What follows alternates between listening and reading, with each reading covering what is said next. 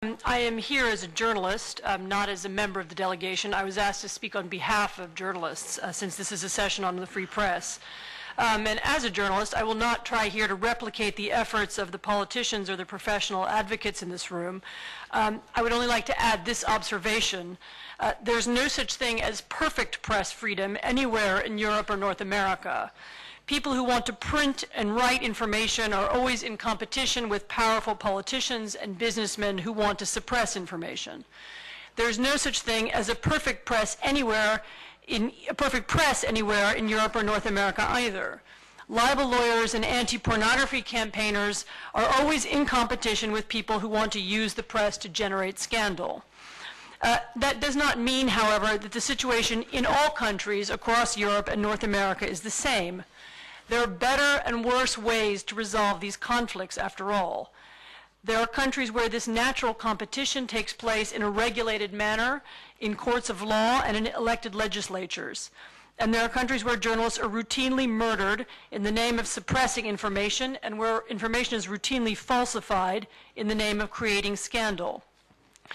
These sorts of practices are damaging not only to journalism, but to the society at large. The absence of verifiable information creates public mistrust and paranoia. It can, in extreme situations, lead to violence.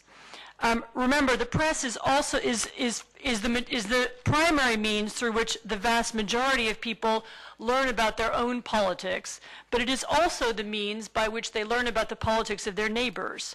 And when such information is twisted or manipulated, it can help create aggression between nations.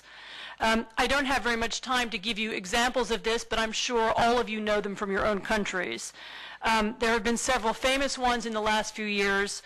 One was a difference in opinion over whether a statue of a soldier should be moved from central Tallinn to a cemetery. Reported differently in Estonia and in the Russian media, it created a terrible incident between these two countries, led to riots and violence.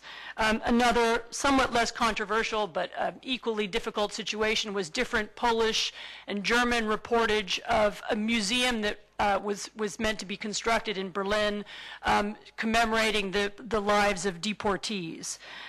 Each of these incidents, could have been better dealt with more media, not less media, and the degree to which the media was less manipulated, the better the incidents were covered and the less aggression there was.